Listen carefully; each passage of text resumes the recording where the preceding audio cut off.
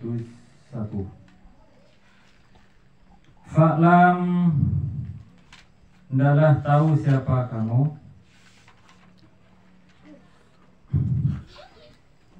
annahu kismani, bahwa sesungguhnya ilmu itu ada, bahwa sesungguhnya ilmu akhirat, sesungguhnya ilmu akhirat itu ada 2 macam. Ilmu terbagi menjadi 2. Yang pertama ilmu dunia dan ilmu akhirat. Sedangkan ilmu dunia banyak macamnya. Adapun ilmu akhirat itu hanya ada 2 macam. Yang pertama ilmu mukasyafatin, disebut dengan ilmu mukasyafah. Jadi mata cuma mau ningka berita kalau dengan mukasyafah apa mukasyafah ningka deki. Wa ilmu muamalatin, bagian yang kedua adalah ilmu muamalah. Falqismul awwalu, maka adapun bagian yang pertama daripada ilmu akhirat tersebut, ilmu mukasyafati, ialah ilmu mukasyafah. Wa huwa, adapun ilmu mukasyafah, ilmu batini, ialah termasuk dalam kategori ilmu batin. Wa dzalika ghayatul ulumi, dan adapun ilmu mukasyafah tersebut adalah puncak daripada ilmu, merupakan puncak dari sekian macam disiplin ilmu. Faqad qala ba'dul arifin, maka sungguh telah berkata siapa sebagian orang-orang yang makrifat, man, siapa saja, lam yakun, yang tidak ada, lahu, bagi orang tersebut, nasibun, apa bagian, min hadal ilmi, dari disiplin ilmu ini, ilmu mukasyafah ini, akhafu alaihi su'al khatimati, saya khawatir alaihi, atas orang yang tidak memiliki sedikit pun bagian dari ilmu mukasyafah, saya khawatirkan orang tersebut su'al khatimati, saya khawatir kepada mati su'ul khatimah. Na'udzubillah. Wa adna nasibin minhu atasdiqu bihi, adapun paling rendahnya bagian daripada ilmu mukasyafah tersebut, atasdiqu bihi, ialah setidaknya minimal seseorang itu membenarkan atas keberadaannya ilmu mukasyafah. Wa taslimuhu, dan menyerahkan ilmu mukasyafah tersebut li ahlihi, kepada yang berkompeten, yang ahli. Wa qala akharu, dan berkata siapa ulama yang lain, man kana fihi khaslatani lam yuftah lahu bi syai'in min hadzal ilmi. Man, siapa saja, karena ada fihi, pada diri man, pada diri seseorang, siapa saja yang ada pada dirinya khaslatani, apa 2 keadaan, lam yuftah lahu, maka tidak akan dibukakan lahu, untuk orang tersebut, bisyai'in, apa sedikit pun, min hadal ilmi, dari ilmu mukasyafah ini. Siapa saja yang memiliki 2 hal ini, maka dia tidak akan pernah mendapatkan sedikit pun daripada ilmu mukasyafah. Apa kedua hal tersebut yang dapat menghalangi seseorang dari mendapatkan ilmu mukasyafah? Yang pertama bid'atun, suka mengada-ada di dalam ibadah. Au kibrin, atau ada perasaan sombong. Wakila, dan dikatakan, maka muhibban lid dunya au musiran ala hawa lam yatahaqqaq bihi. Dikatakan lagi oleh ulama, man, siapa saja, karena yang ada siapa man muhibban, ialah cinta lid dunya, kepada dunia, au musiran ala hawa, atau ia terus menerus ala hawa, di dalam menuruti hawa nafsunya, lam yatahaqqaq bihi, maka dia tidak akan pernah mendapatkan bihi, kepada itu ilmu mukasyafah. Waqad yatahaqqaqu, boleh jadi terkadang seseorang itu mendapatkan bisa ilil ulumi atas beberapa ilmu, tapi dia tidak akan mendapatkan ilmu mukasyafah kalau di dalam hatinya itu ada sifat sombong atau cinta dunia, atau orang tersebut selalu mengikuti keinginan nafsunya.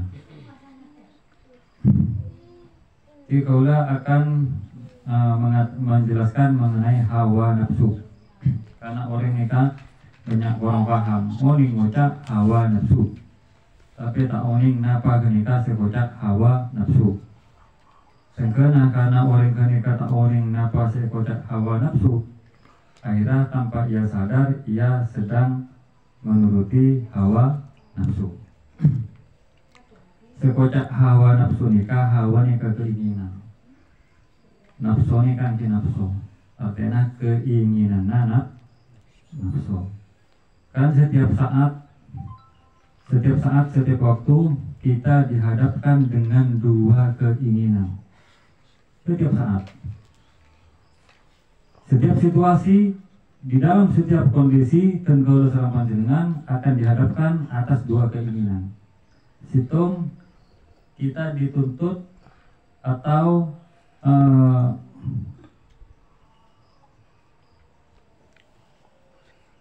kita dituntut untuk memilih antara dua keinginan tersebut. Yang pertama keinginan Allah, yang kedua keinginan nafsu. Apa contohnya?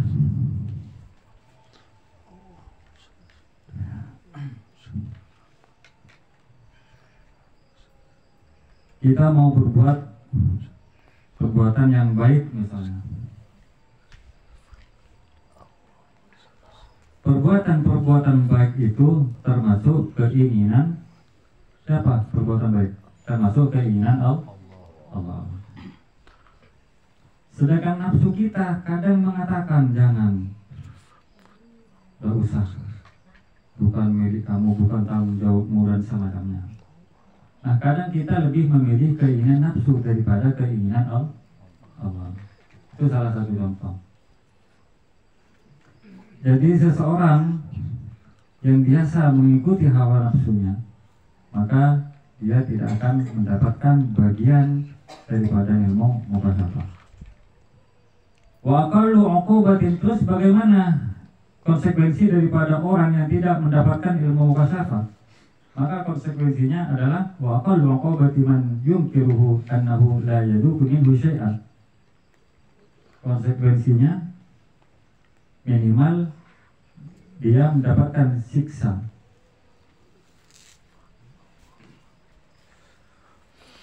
Paling sedikitnya siksa orang yang mengingkari atas adanya ilmu mukasyafah tersebut, annahu la yaduku minhu syai'an, bahwa sesungguhnya orang tersebut tidak akan pernah bisa merasakan dari ilmu mukasyafah tersebut syai'an sekalipun sedikit.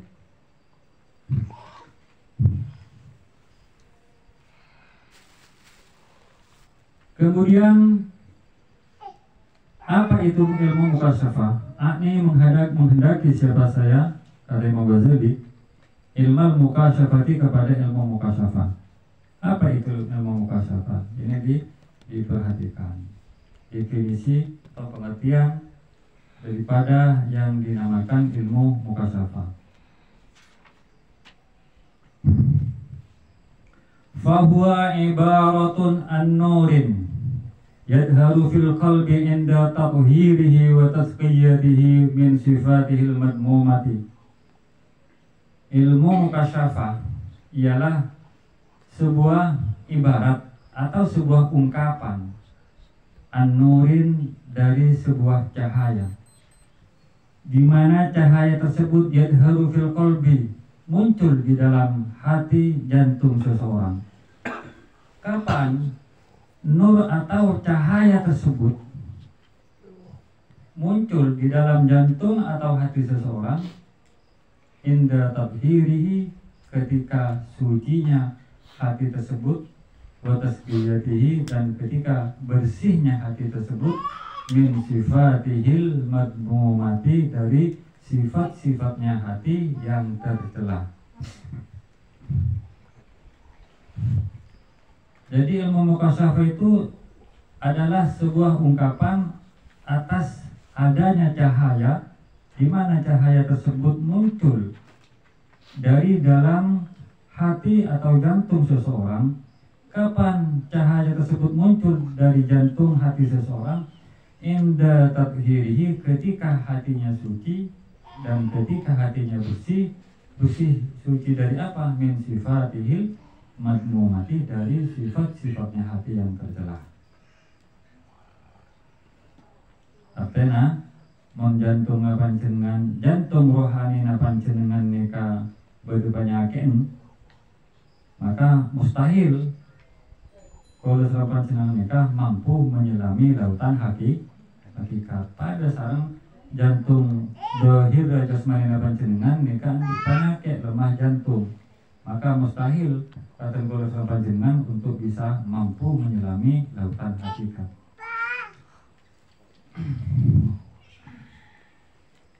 Wayan kasifu min dzalika nuri umurun katsiratun, dan dari cahaya tersebut nanti akan timbul muncul umurun, beberapa perkara-perkara katsiratun yang banyak.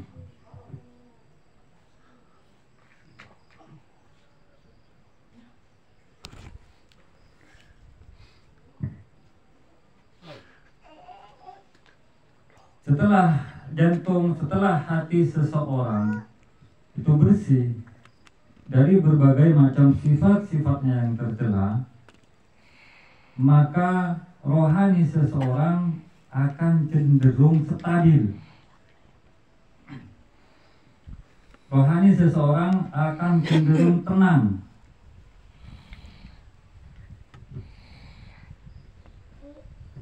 Karena bagaimanapun, untuk bisa memahami apa itu roh, apa itu asma, zat, sifat, mau tidak mau kita harus menempuh jalur ini.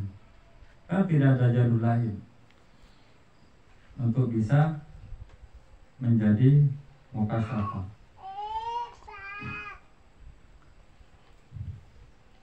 Kenapa saya katakan tidak mungkin? Karena sudah banyak dari dulu, dari sejak zaman-zaman dahulu, ilmuwan-ilmuwan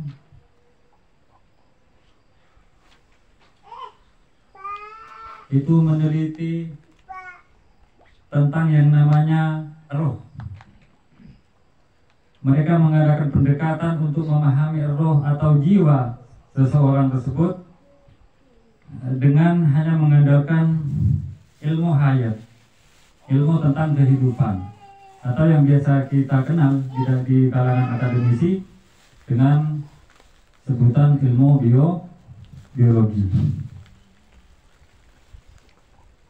Mereka mengadakan pendekatan untuk memahami itu roh, jiwa dengan ilmu biologi dan juga dengan ilmu-ilmu anatomi, ilmu urai tubuh.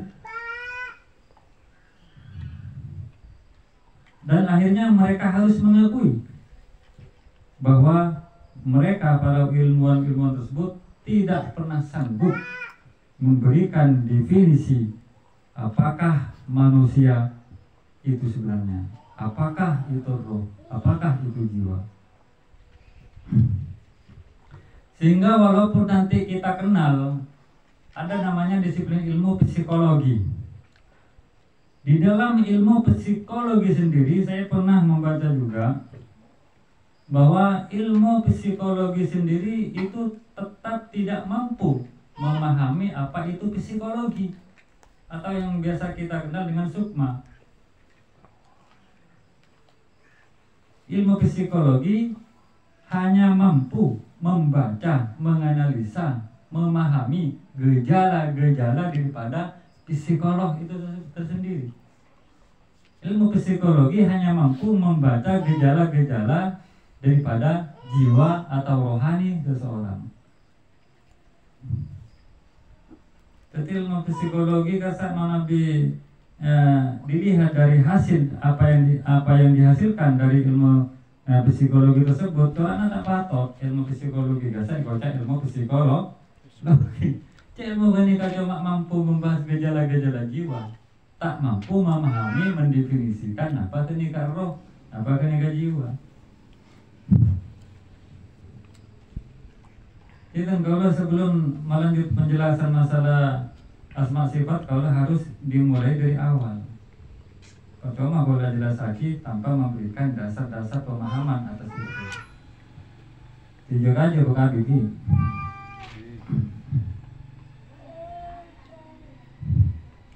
Sehingga ilmuwan-ilmuwan yang hanya mengandalkan ilmu biologi, ilmu anatomi, ilmu psikologi, mereka akhirnya menyerah dan mereka mengakui bahwa roh atau jiwa itu adalah sesuatu yang abstrak, yang tak mungkin dapat difahami dengan otak kiri manusia. Tak mungkin roh atau jiwa itu dapat dipahami oleh otak dohir manusia. Sebagaimana kita ketahui bahwa kita itu memiliki dua otak, otak kiri dan otak kanan. Dan mungkin belum banyak juga yang paham bahwa masing-masing otak itu memiliki fungsi-fungsi tersendiri. Dan anehnya lagi, otak kanan kita itu mengontrol semua anggota badan kita yang ada di bagian kiri. Sedangkan otak kiri kita itu berfungsi untuk mengontrol bagian badan kita yang kanan. Maka ketika ada seseorang yang mengalami stroke di bagian kanan, maka itu sangat dianjurkan untuk mengadakan pijatan-pijatan, rangsangan saraf otak yang kiri. Seperti itu. Kemudian apa hubungannya dengan otak ini? Kenapa harus sampai ke sana kita menjelaskan ihya ini? Karena ngaji ihya ini pasti tak gampang.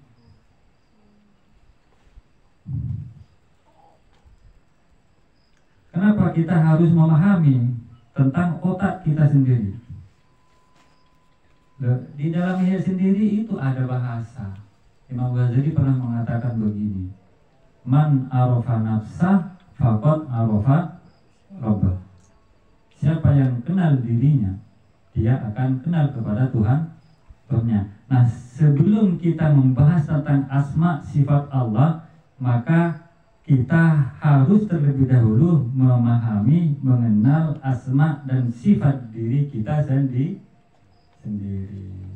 Ini kan maksudnya kalau tako itu bisa ngetatuji untuk minta penjelasan mengenai asma sifat Allah, antar ke otak-otak. Karena kita tak mungkin melangkahi langsung kita mengkaji asma sifat Allah tanpa terlebih dahulu kita mengkaji asma dan sifat pribadi kita sendiri. Kita harus mempelajari diri kita sendiri. Misalnya kalau serang panjenengan, mungkin di antara kita pernah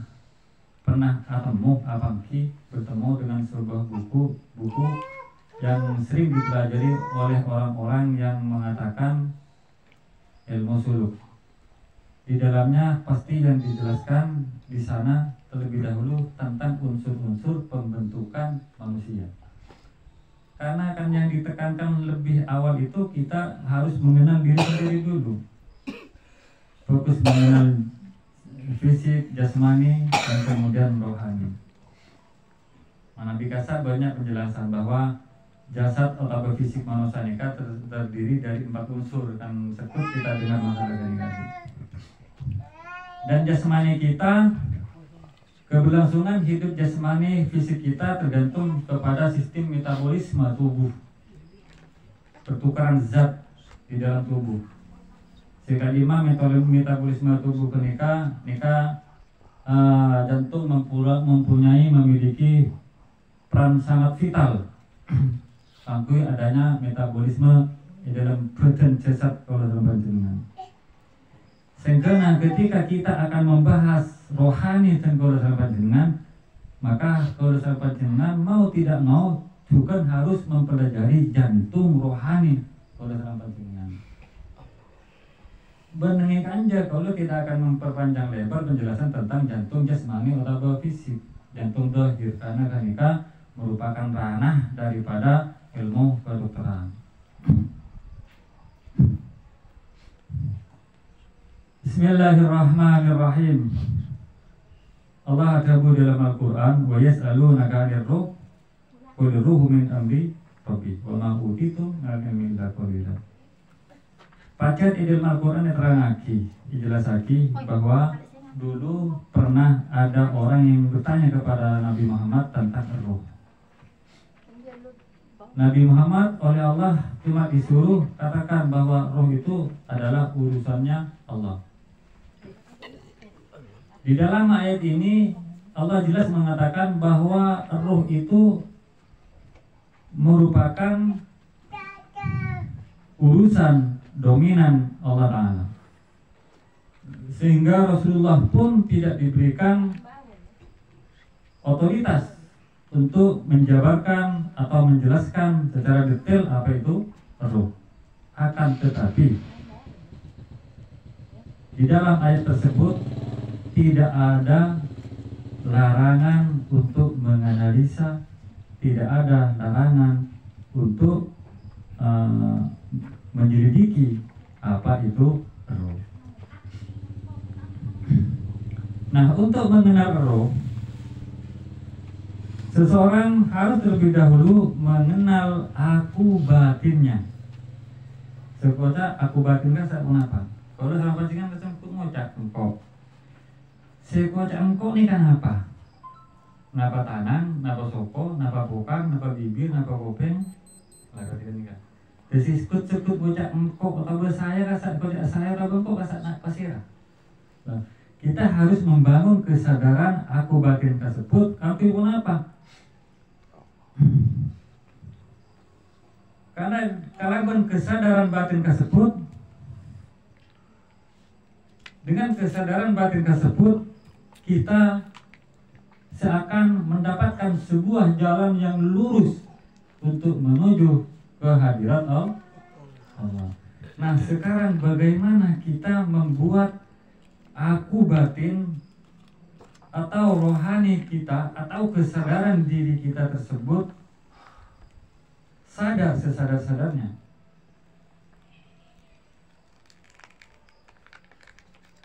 Maka untuk menghidupkan kesadaran batin kita, untuk menstabilkan rohani, jiwa, dan mental kita,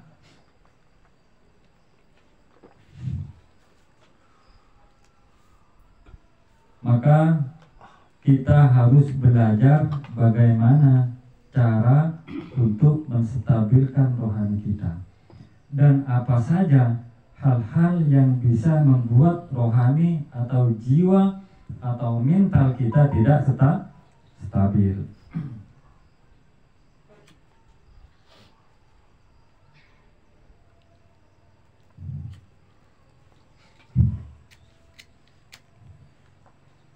Nah, ada pun cara untuk menstabilkan emosi, untuk menstabilkan jiwa kita, sehingga dengan adanya kestabilan jiwa rohani kita akan mendapatkan jalan lurus untuk menuju kehadirat Allah. Nah, ada pun cara-cara untuk menstabilkan jiwa ataupun rohani kita. Salah satu cara utama adalah religious ethic atau etik ilmu atau norma agama. Artinya memperbaiki akhlak, memperbaiki budi pekerti. Kita harus terlebih dahulu memperbaiki akhlak, memperbaiki budi pekerti. Karena dengan budi pekerti yang baik, maka jiwa dan rohani kita akan stabil.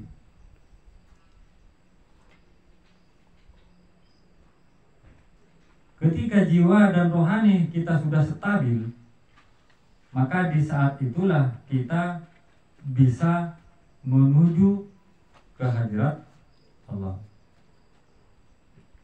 kita bisa berhadapan, kita bisa bertemu dengan hadirat Allah. Apa itu yang dimaksud dengan religius etik? Kalau di dalam Ihya itu dikenal dengan tazkiyatun nafsi. Sehingga religius etik mereka hampir sama dengan yang dimaksud dengan ilmu mukasyafah. Karena definisinya sami.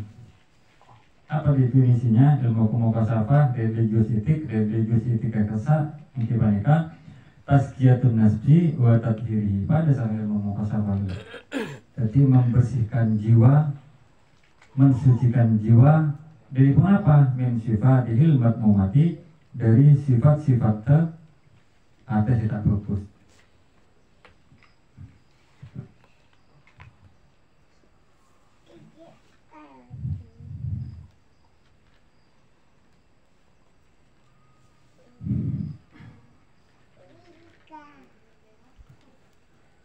Kemudian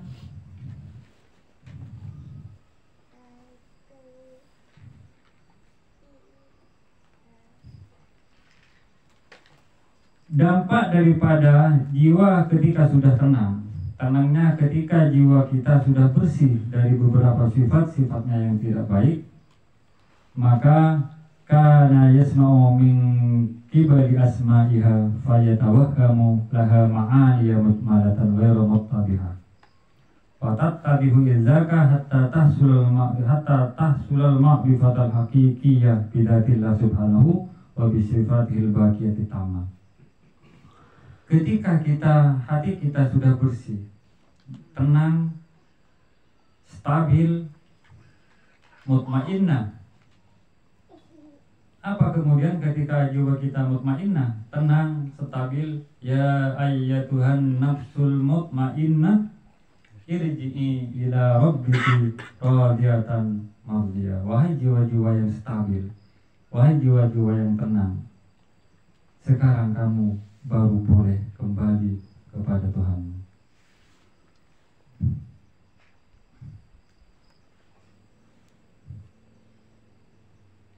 Fatattabihu izzaka.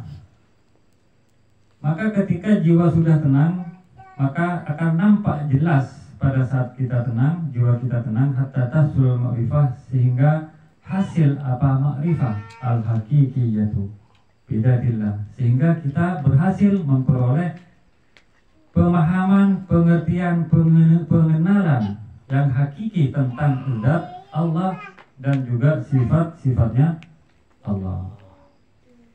Bukan cuma moning asma sareng sifat, tapi dengan ilmu mukasyafah tersebut kita akan mampu memahami dengan sepaham-pahamnya apa itu zat Allah subhanahu wa ta'ala. Wa bi af'alihi, juga kita akan mampu memahami tentang apa-apa af'al, tindakan, pekerjaan Allah. Wa bi hukmihi, dan juga kita akan memahami tentang hukum-hukum Allah fi khalqid dunya wal akhirah, di dalam penciptaan dunia dan akhirat.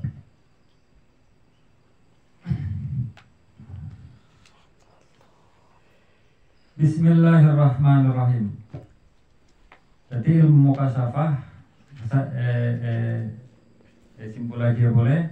Ilmu mukasyafah kasar, coba ilmu mukasyafah kasar jika itu ilmu kangkui al-kursi'e ate dari sifat-sifat tak bagus.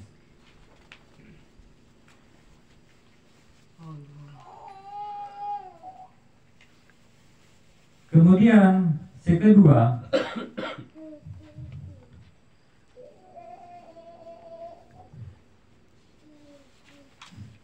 ilmu mukasyafah dulu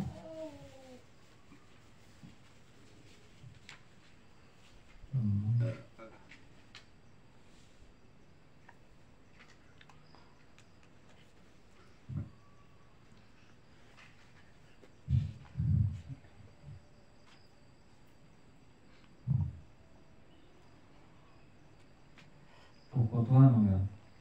Kan dulu guru kira-kira masuk akal apa bukan? Bisa pahami kira-kira? Insya Allah saya punya banyak dipahami. Maksudnya mana tak pahami mempunyai cara lain boleh dalam cara penyampaian maksudnya. Sehingga deki panjenengan ini tak cuma ngidingaki catur, tapi bisa memahami maksud daripada catur otabah si baca ibu. Polana matarot dalam ilmu nahu al-kalamu huwal lafdul murakkabul mufidu bilwatni. Ya. Sekocak kalam, sekocak cator, ini lagi. Lafaz saya tersusun, boleh bilang kan lafaz tersusun boleh. Tapi si al-mufid memberikan pengertian pemahaman, gelak mulai gelak kalau nyator kalimat-kalimat lafaz-lafaz tersusun bikola, tapi tidak memberikan pengertian apapun dekat panjenengan. Maka mulai gelak kasak kalau tak kocak cator, tapi kocak naruh ngomong. Sehingga ketika pemateri tidak mampu memberikan pemahaman dekat audien, dekat pendengar, atau dekat anak didik, misalnya guru, adalah lanjut pada Pak Iwan guru, murid siajari Pak Iwan misalnya nih kata ngerti kalau bermateri yang disampaikan saran Pak Iwan, maka si butuh benih murid itu guru tak tahu aja, tak kalam, karena perkataannya tak bisa dipahami. Nah, ketika perkataan seorang pemateri kasar tak bisa dipahami, maka dia harus berupaya kan nyari metode-metode lain, cara-cara lain. Seintinya berma orang pendengar nih paham atas apa saya dibicarakan. Jangan aku lihat tanya, kira-kira saya pun kita lagi nih paham apa enten? Sebagian paham itu. Kalau nambah tak paham, kau dari kena ngomong oleh bilangnya. Catur koplos dengan saya antara. Catur apa? Bicara bonus itu.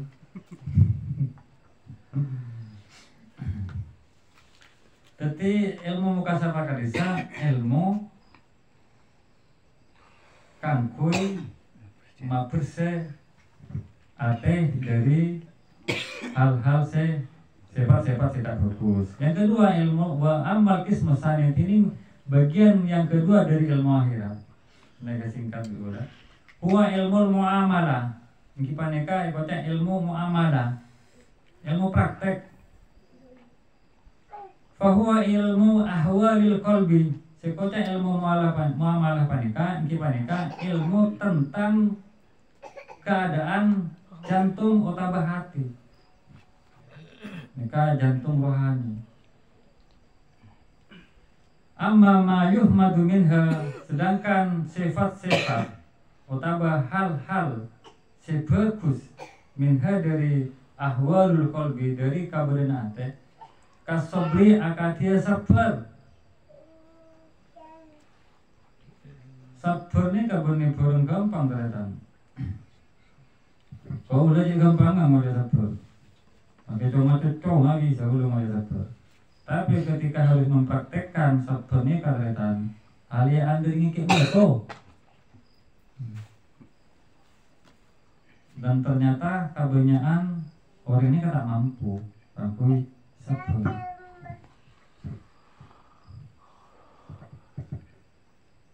Kemudian wasyukri akadia syukur. Apa ngerasa? Syukur kasih apa ngerasa? Berterima kasih.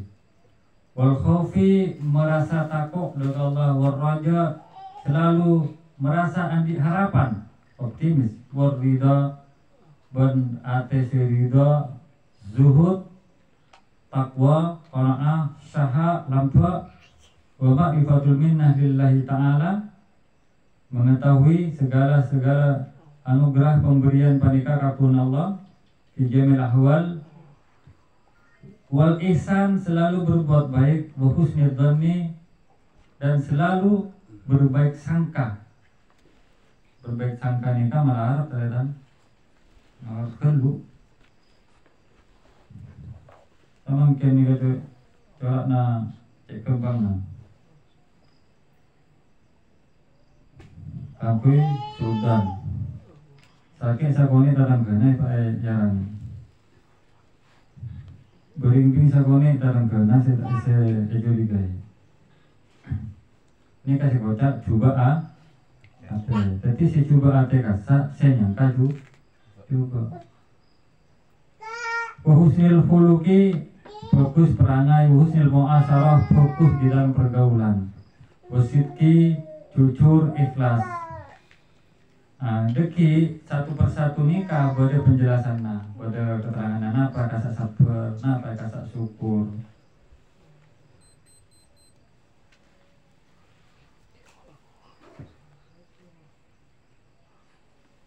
Fama'rifatu haqaiqi hadil ahwal, maka adapun memahami, mengetahui hakikat daripada panikah kabedan ate sabar, bersyukur, takwa, narima bedana, lampe bersama cuma.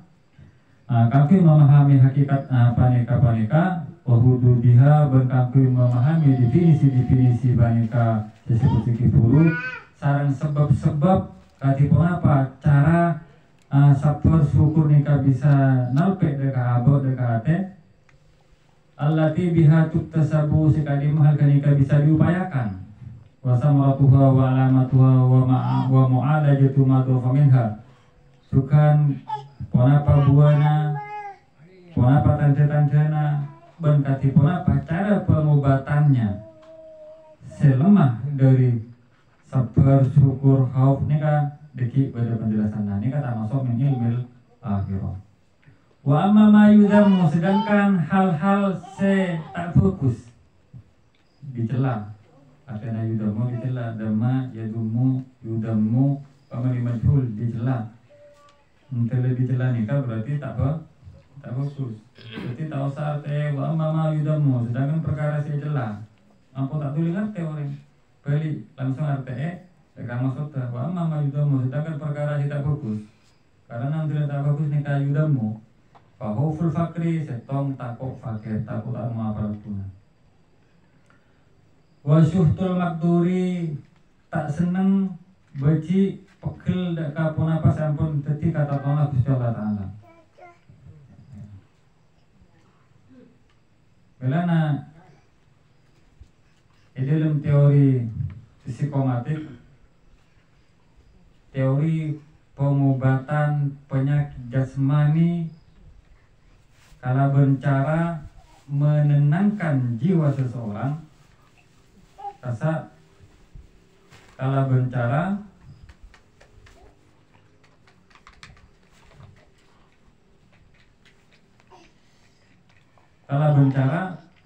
belajar tentang norma-norma agama. Ini kasih maksud.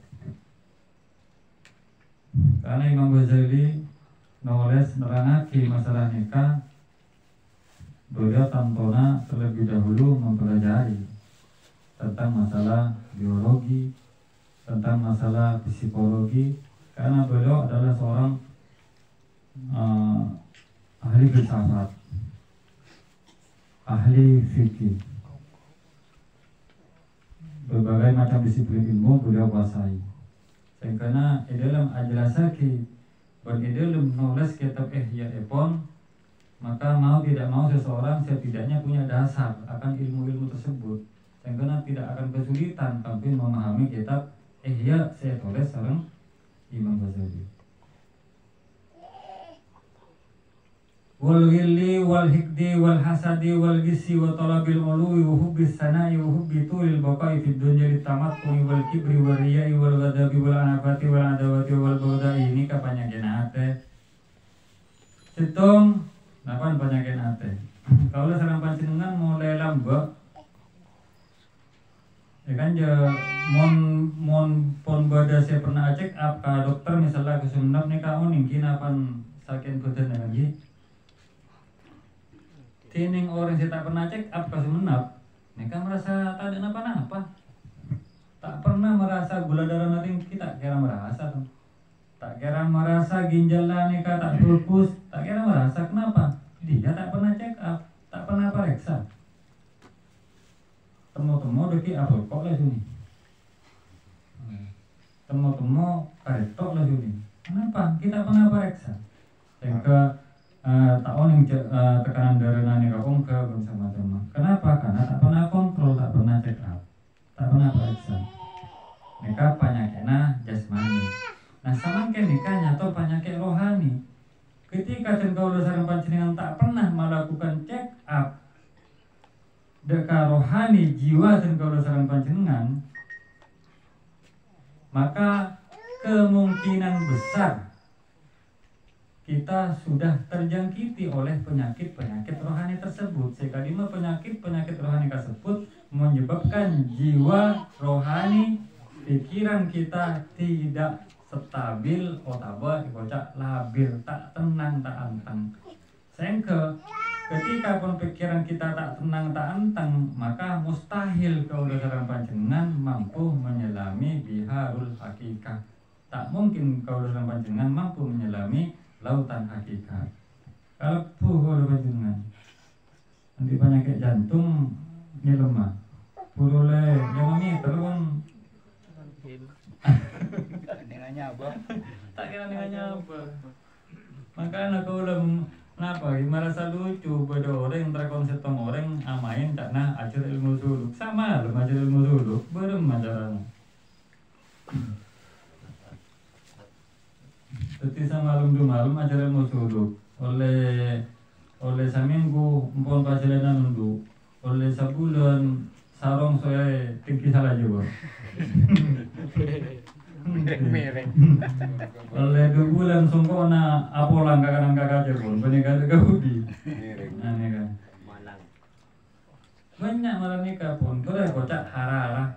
Saya kocak. Kenapa harara? Harara nikah bergejolak.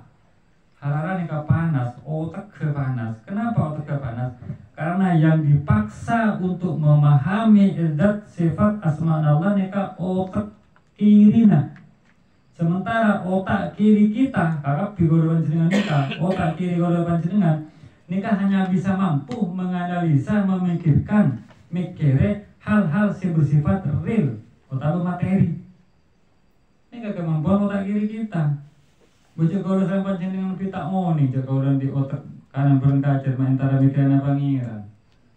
Entah tepat puluh makin goro sareng panjenengan paham bahwa kita memiliki 2 otak. Setiap otak rasa banyak saraf tuh.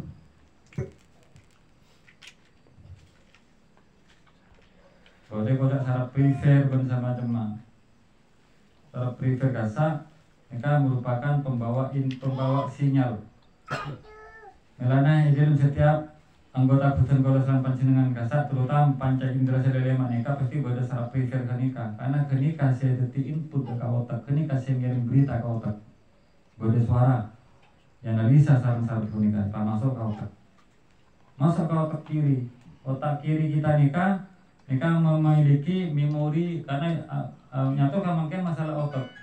Kalau sampai nikah beda otak, dalam otak nikah beda memori jangka pendek, nikah beda memori jangka panjang. Memori jangka pendek rasa kalau sampai jenengan mampu mengingat cuma beberapa detik saos. 10 detik nih kayak lampol. Padahal panjenengan tanya di beberapa nomor teleponnya 025. Langsung ingat panjenengan, tapi beberapa detik kemudian lupa pun. Tapi ketika hal kenika diulang-ulang 025 ulang nika akhirnya seasalnya tersimpan dengan memori jangka pendek kita, maka memori kenika, nomor kenika kemudian setelah diulang-ulang aneka pas pindah ke otak kanan kita sampai dengan memori jangka panjang kita, dan karena kita bisa hafal suatu saat sebulan deki otak betul bulan lagi kita membutuhkan informasi kenika berupa nomor jumawi 005 ingat karena pun tersimpan di otak nengi yang memberi jangka panjang kita. Kalau sarang panjenengan nikah kan kau tuh paham kenika dulu bahwa kalau sarang panjenengan di otak fungsi otak nikah ya, kenika pasti kocak man arafa nafsah siapa sih tahu kaabana fakot arafa rabbah, maka orang kenika deki akan mudah untuk memahami siapa pangerannya.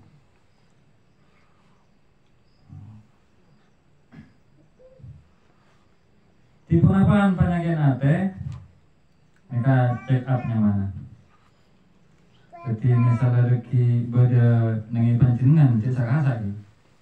Kata kira tak usah ngocak buka belum ada gini kata usah.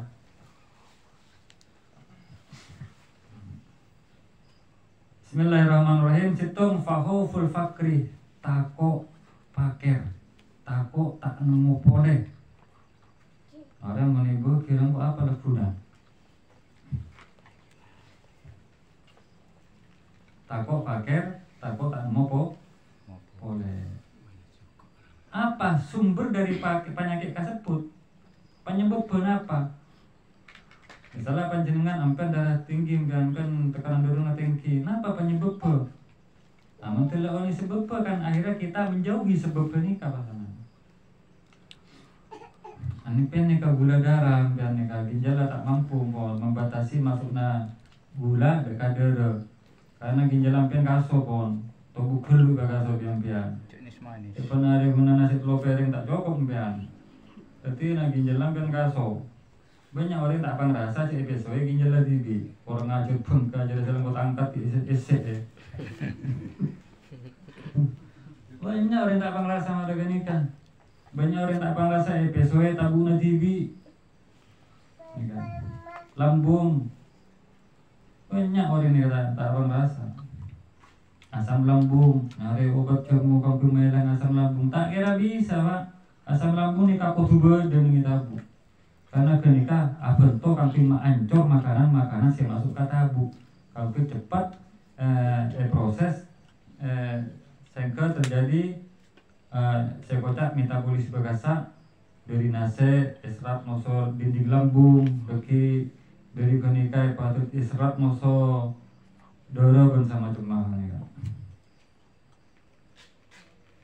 Kalau dalam panjenengan benar nikah cuma nuruti ibu pokok ibu kita besar empat terus.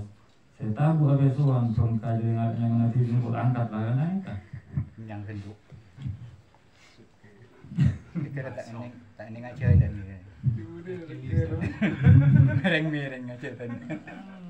Yang kedua. Yang kedua.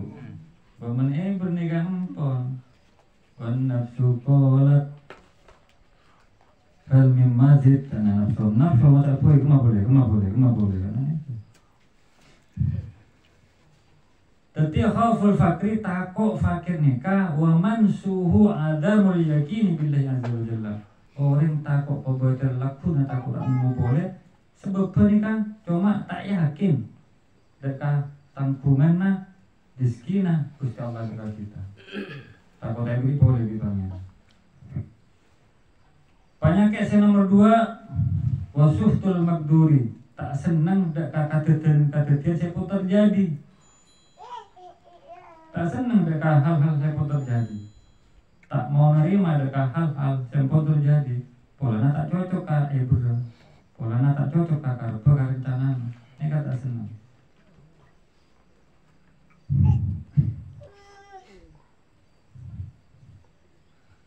Kalau anak lelaki ni kayak pemutuk, kalau angin, 2 tahun pun,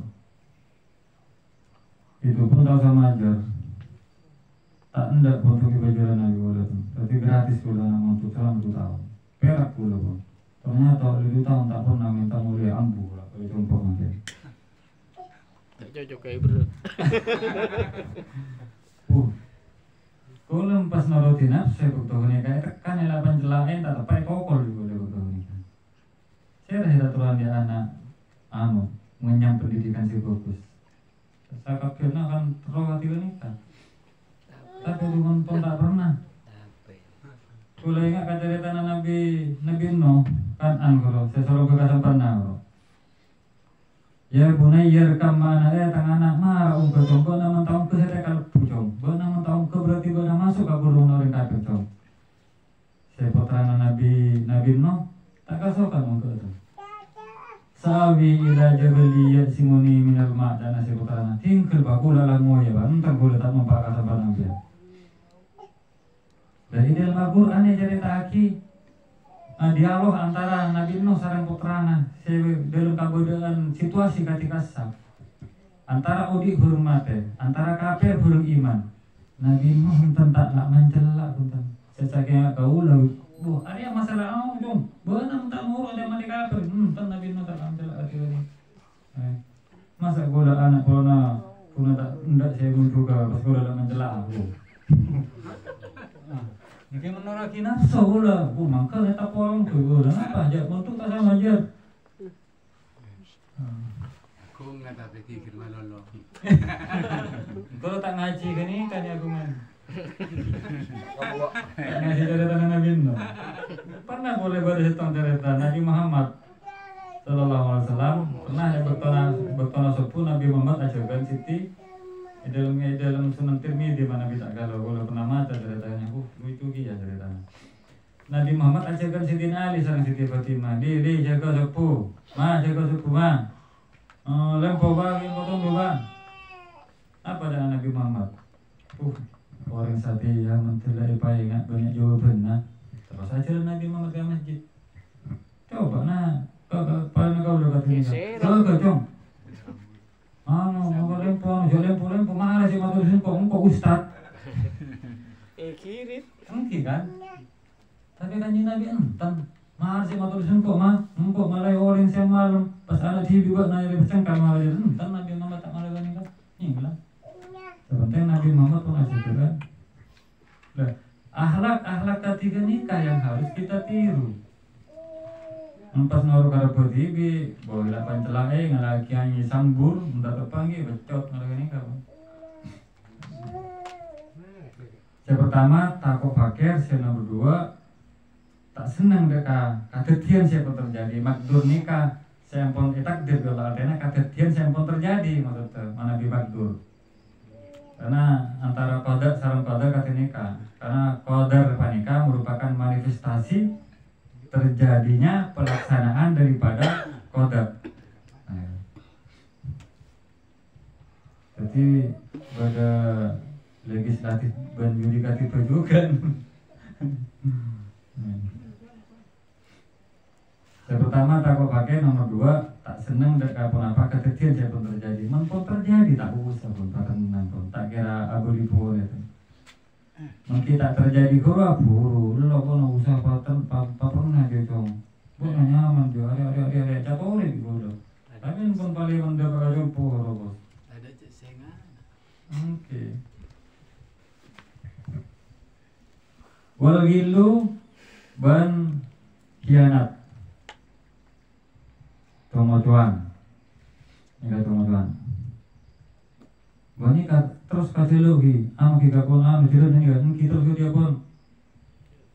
Kuburan. Tak tahu tu pak kuburan. Nutui momen nyaman, tak tahu nih tutui kaju tajuran. Pocok saya tutui dapat kalian tua. Itu salah. Curang kan kaban.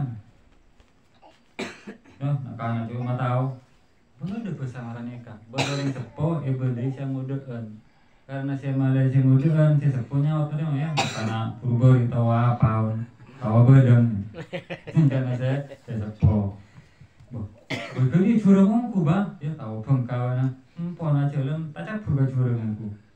Sampun ada pak curang, kali kan dah mesti anak-anak nikah. Dinai boleh tak ndak? Namanya ada nasi anak-anak nikah. Siapa yang mau pasir kabu beuh? Yang malah itu ada yang udah kalah kan. Mau pasir aja pura ya. Karena kata odus. Rento agak tiga nih gak baca. Tak kira kalah akal. Kan lebih pengalaman yang orang. Wal hibdu nikah al-intiwa al-adawa. Jadi al-hibdu nikah berencana kangkui membalas.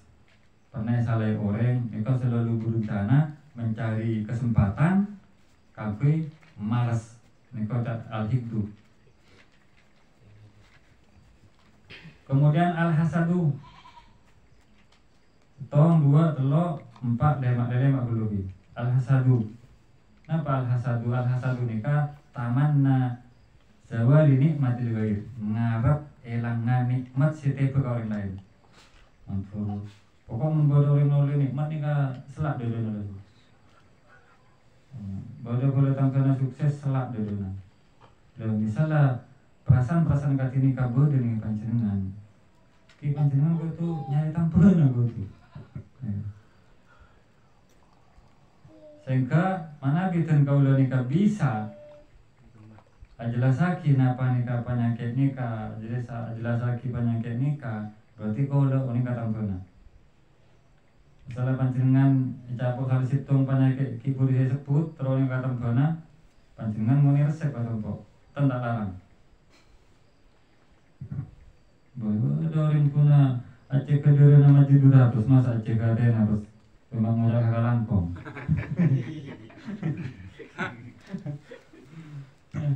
Saya aku piwa tadi boleh jumpa.